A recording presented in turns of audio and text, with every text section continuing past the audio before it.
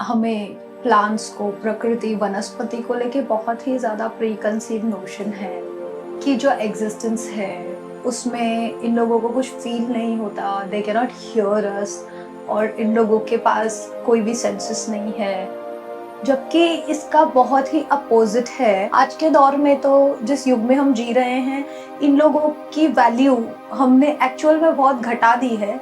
जबकि हमारे एंसेस्टर्स ने और हमारे लीनिएज के जितने भी ऋषि मुनि थे या जितने भी गुरु महात्मा थे, उन लोगों ने प्लांट को और वनस्पति को और वृक्ष को साक्षात देवी का स्वरूप बताया है कि कैसे plants are really the silent sages, जो प्रकृति की रचना है और इनके अस्तित्व की जो आइडेंटिटी है वो किसी भी ह्यूमन बीइंग से या किसी भी देवी देवता से कम नहीं है।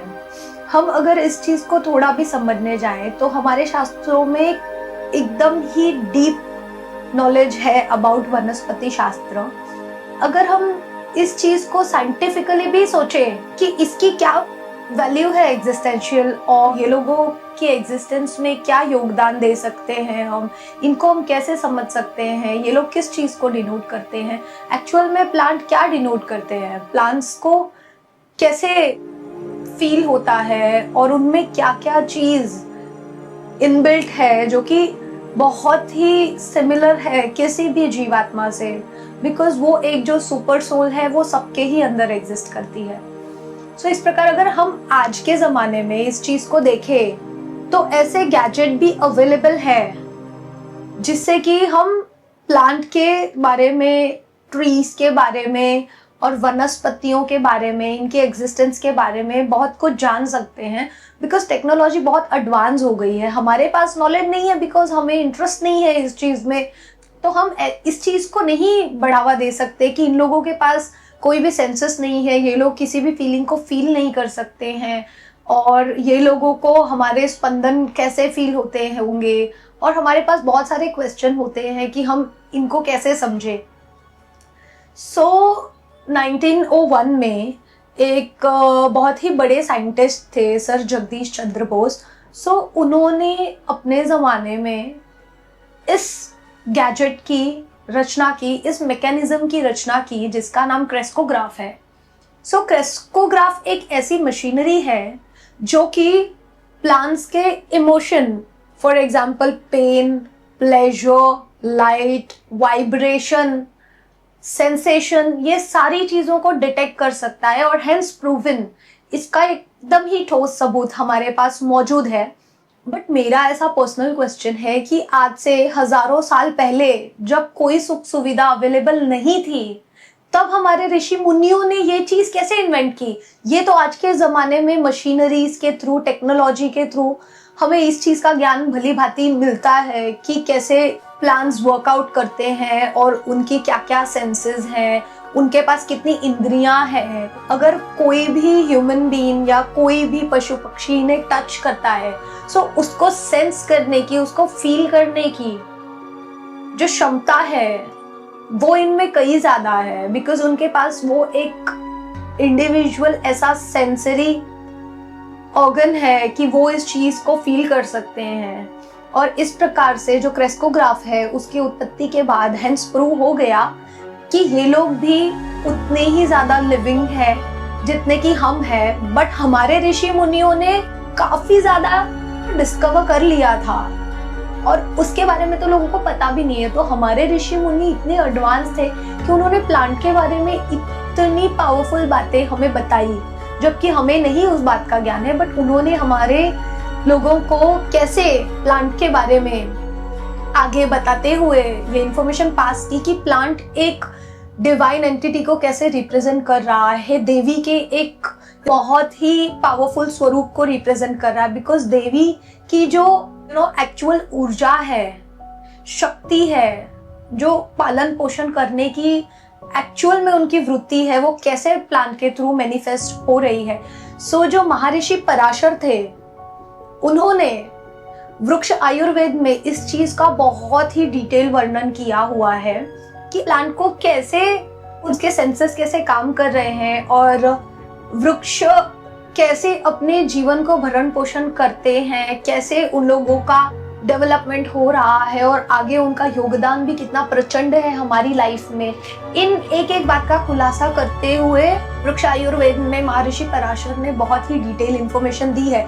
जबकि हजारों साल पहले महर्षि पराशर, जो कि वेद व्यास के पिताजी हैं, तो उनके पास तो कोई टेक्नोलॉजी अवेलेबल नहीं थी। उन्होंने अपनी ध्यान और तपस्या के बल पे इस चीज को एक्सप्लोर किया और इस चीज का ठोस सबूत, प्रूफ हमें बताया।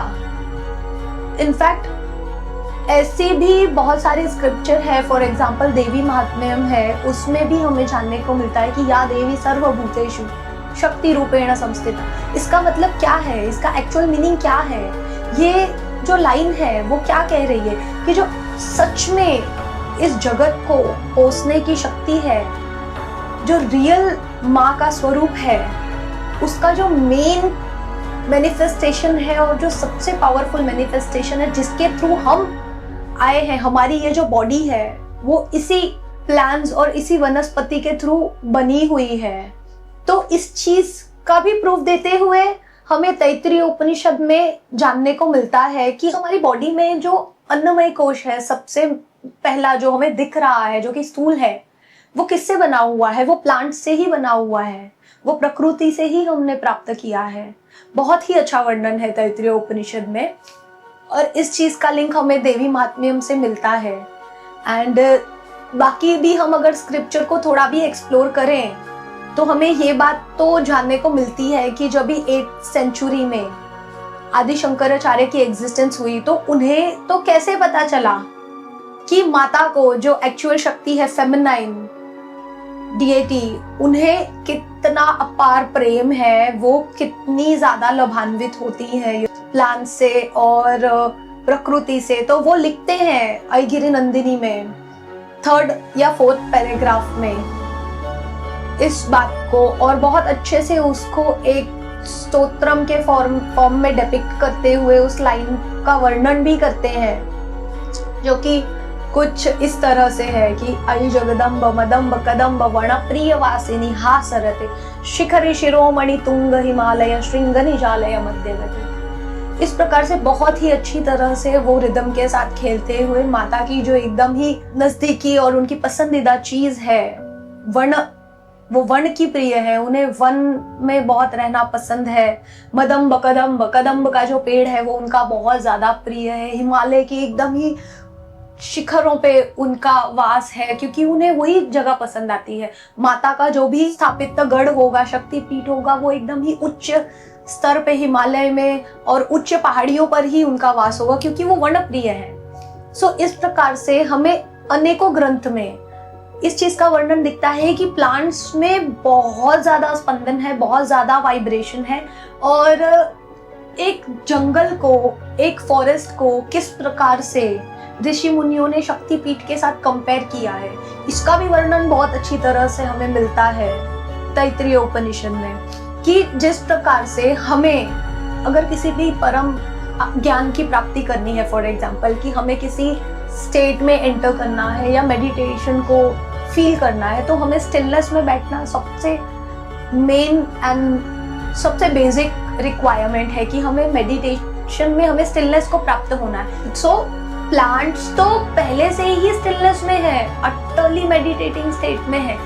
वो लोगों की स्टिलनेस हम कभी कंपेयर ही नहीं कर सकते बिकॉज वो लोग 24/7 मेडिटेट ही कर रहे हैं। और अगर हम उस एरिया में जाते हैं जहाँ पे इतनी सारी कॉन्शियसनेस एक साथ में मेडिटेट कर रही है और उसके बीच में अगर हम बैठ रहे हैं आँख बंद करके, सो हमारी कितनी सारी एनर्जी एक्सचेंज हो रही है उस एनवायरनमेंट में। हमें प्लांट कितना ज़्यादा अंदर से डिटॉक्स कर रहे हैं, जो कि थॉट हैं, हमारी बैड इमेजिनेशन है, डिज़ायर है, सारी चीज़ों को, वो हमारी जितनी भी नेगेटिव थॉट्स को हमने स्टोर करके रखा है सारों को फ्लश आउट करेंगे। इतनी पावर है एक प्राकृतिक एलिमेंट के अंदर कि प्रकृति कैसे काम करती है, तक कि हम as a Hindu, as a सनातनी अपने घरों घर में माता तुलसी को स्थापत्य करते हैं, उनकी डेली बेसिस पे पूजा करते हैं और जब हमें भोग लगाना होगा तो उस तुलसी के पत्ते बिना भगवान भोग भी एक्सेप्ट नहीं करते। इतनी ज्यादा उच्चतम स्तर पे उसका महत्व है। सो तुलसी खुद ही साक्षात माँ महालक्ष्मी का ही एक स्वरूप है। माता ने खुद को उस फॉर्म में मैनिफेस्ट किया है और इसी का वर्णन श्री सुक्तम में भी बहुत अच्छी प्रकार से आया है कि कैसे माँ को जब मैनिफेस्ट करना हुआ तो उन्होंने सबसे प्रथम प्रकृति को चुना। जो श्री सुक्तम में वर्णन है माँ महालक्ष्मी ने कैसे खुद को एज अ मॉइस्चर और एज अ प्लांट मैनिफेस्ट किया, that is a very beautiful line कि आर्द्राम पुष्करिणीम पुष्टिम पिंगलाम पद्ममालिनीम। आर्द्राम का मतलब होता है मॉइस्चर, जो कि प्लांट में भरा हुआ होता है। एक्सचेंज में वो अपनी सारी प्रक्रियाओं को एक उच्च स्तर पे कंडक्ट कर रहा है और मॉइस्चर एक बहुत ही इम्पोर्टेंट फंडामेंटल एसेंस है प्लांट के अंदर का। सो उसको भी माता ने ही मैनिफेस्ट किया है। माँ महालक्ष्मी ही है वो मॉइस्चर जो प्लांट के अंदर एग्जिस्ट कर रही है और इस प्रकार से वो वर्णन भी कर रही है कि आर्द्राम पुष्करिणीम पुष्टिम पिंगलाम पद्ममालिनीम, कि उन्होंने किस प्रकार से खुद को एज अ प्लांट मैनिफेस्ट किया है।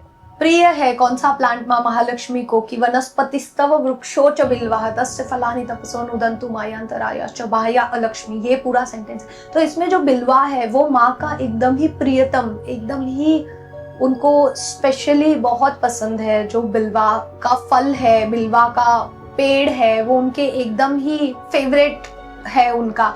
तो माँ इस लाइन से ये भी रिप्रेजेंट करना चाहती है कि बिल्वा मेरा एक बहुत ही पसंदीदा वृक्ष है और अगर तुम श्री सुक्तम का पाठ किसी बिल्वा पेड़ के या बिल्वा पौधे के निकटतम बैठ के करते हो तो उसका जो फल है वो नेक्स्ट लेवल ही होने वाला है। मैं कोई मंत्र जाप, माला जाप या किसी भी मंत्रों का उच्चारण कर रही हूँ तो वो जितना मेरे कॉन्शियसनेस को इम्पैक्ट कर रहा है वो साइमल्टेनियसली मेरे इर्द गिर्द जितने भी प्लांट और जितने भी पौधे हैं वो उन लोगों को भी उतना ही इम्पैक्ट कर रहा है। उससे वो लोग अपनी लाइफ पे उसी उच्चारण से वो लोग अपनी लाइफ में बहुत ज़्यादा इवॉल्व हो रहे हैं और वो उन लोगों को बहुत ही पॉजिटिवली इम्पैक्ट करता है। सो इसीलिए अगर हम देखते हैं कि अच्छा वातावरण, अच्छी मानसिकता हो तो हमारे आसपास के पेड़ पौधे भी उसी प्रकार से फलते फूलते हैं। हमारी मानसिकता उनको इम्पैक्ट करती है जिस प्रकार से हम उनसे ऑक्सीजन ले रहे हैं और स्टिलनेस की बातें सीख रहे हैं, उनके परम ज्ञान की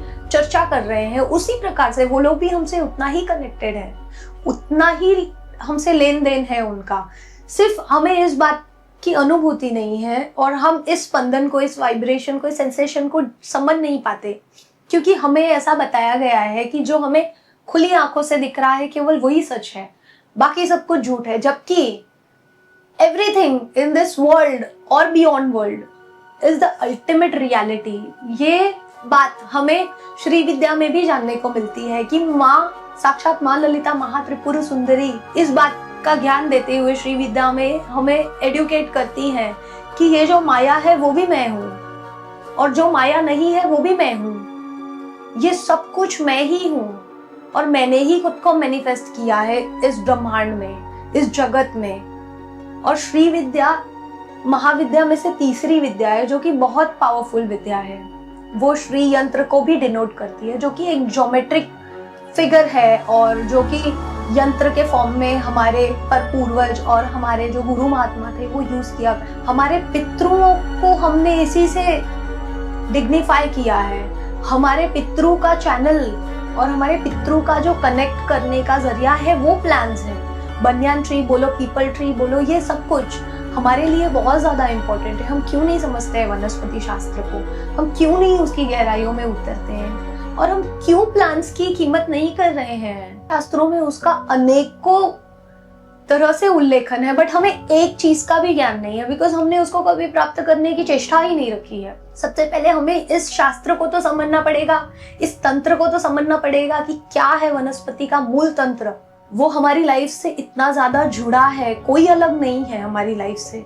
वो लोगों के लिए जो विजन है हम उनके निकटतम जा रहे हैं so they can feel that some sort of light is coming because हमारी जो एक्चुअल आइडेंटिटी है वो तो लाइट को ही रिप्रेजेंट कर रही है।